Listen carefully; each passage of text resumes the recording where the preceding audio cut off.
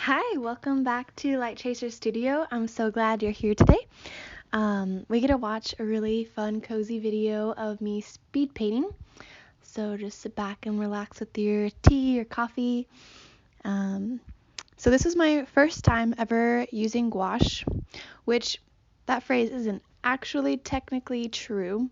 Back when I was in high school, I took a gouache class, but I dropped out after 2 weeks, not because I wanted to, but just because it didn't fit with what was happening in life at the moment, and I wasn't able to keep up with that class and the rest of my classes, and there were just some other things going on, so I ended up dropping out, which made me super sad because I was so excited to learn gouache. It was like the new up and coming thing.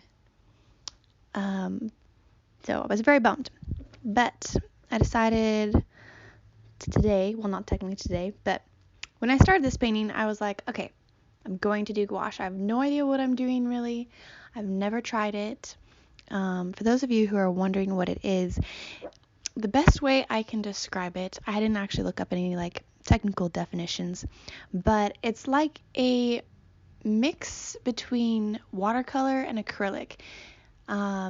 And this also depends on what kind. There are a couple different kinds of gouache. But basically, it's water soluble, I guess, or what is it? That's not the word. Reactivated by water, like watercolors are. So even if it dries out, you can just add some water and it'll work just fine. You can't do that with acrylic. Once it's dried and it becomes like plastic, basically. So it works like watercolor in the sense that you can reactivate it and you can use water to make it really thin and kind of see-through, but it's more like acrylic in the way that it is opaque, and then the colors are much more pigmented and bright, which is partially just due to the fact that it is opaque. You can't see through it like you can with watercolor. So it's just a really fun, versatile medium that I know a lot of illustrators use, and non-illustrators as well. Just it's a very popular medium at the moment. So I was very excited to start it. So back to art school, when I was, I think, 13 or 14, I enrolled in a very, very small private art school that was here locally, and it was amazing. That was the first time that I really felt like I found people who were weird in the same way that I was weird. If you've ever heard of the difference between like left and right brain people, you know what I'm talking about.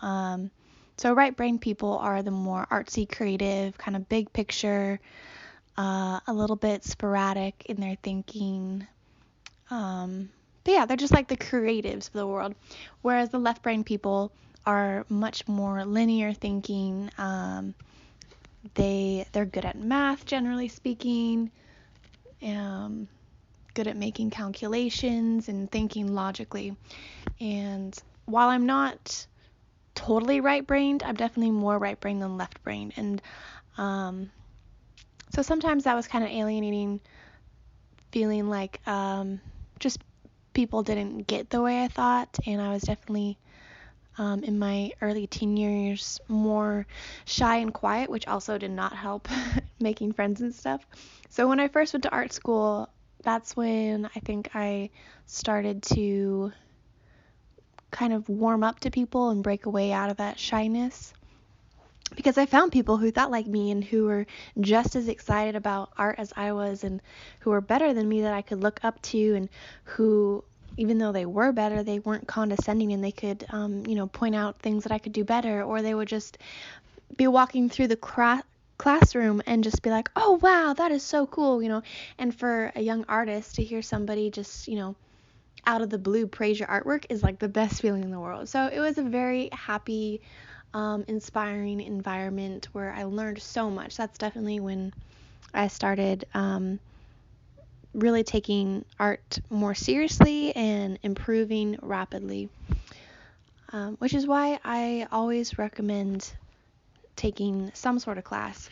But I do say that with a little bit of a caveat of, don't just take any art class. There are a lot of teachers, especially I think in higher education and whatnot, who their method is just kind of, paint what you feel, do whatever you want, and there's this movement of just modern art and slap some colors on the palette and the picture that make you feel good.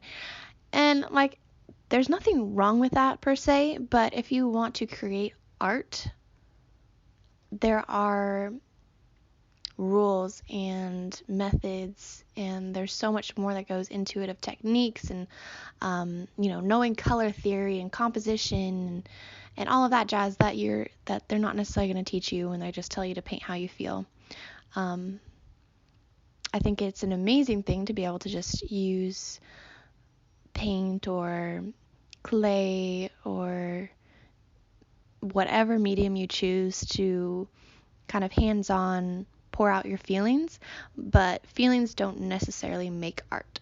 And I know a lot of people probably disagree with that, but that's just my personal opinion, that art goes beyond just the raw emotions. There's a lot of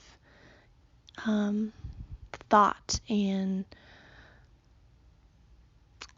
there's I don't really have the words to explain it right now, but there's a lot that goes into art. So I highly recommend, if you do want to improve in your artwork, to find some sort of way to get yourself mentored and taught. And that doesn't necessarily mean you have to go to the traditional kind of school, and take classes there, but there are so many ways online even, which is great during this time, where you can go online and watch YouTube videos. You can listen to podcasts, which seems kind of counterintuitive, but there is so much you can learn just by listening, especially if you're interested in like the history of art and the great masters, and you want to know what was their inspiration and how they managed to make a living back in the day. And you can find out basically anything on the internet.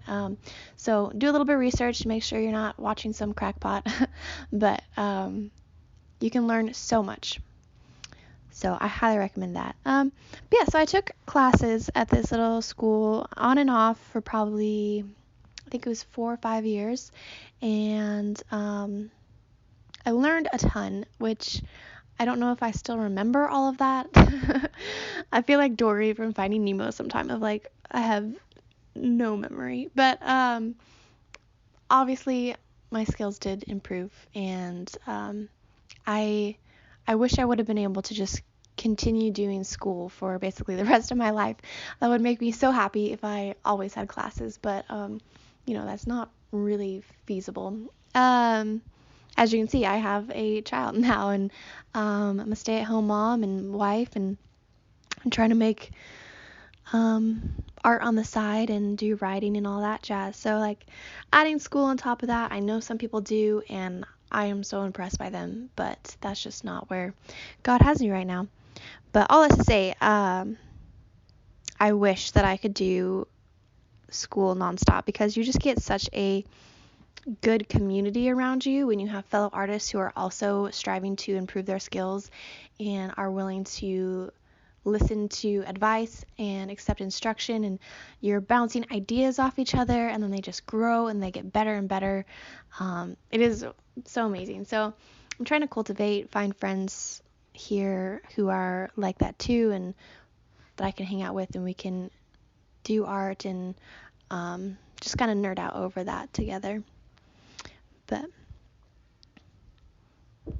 all that is to say, I hope you are enjoying watching this gouache painting. My camera battery died a few times, so the process, you probably noticed there are a couple things that I didn't get on camera, and I'm really sorry about that. But my overall experience with gouache the first time, I really liked it. It was kind of a magical medium to work with. It's very unique. I love it. I'm definitely going to be using it a lot in the future, I hope. And I hope you enjoyed watching it. If you have any, if you're a gouache painter and you have any tips for me, I would love to hear those. You can drop those in the comments. And if there's anything that you would like to hear me talk about in another video, you can also leave those ideas. That's always super helpful. So just comment what you would like to see me paint or talk about next. And feel free to follow me on Instagram at Light Chaser Studio. And thank you for watching. We'll see you next time.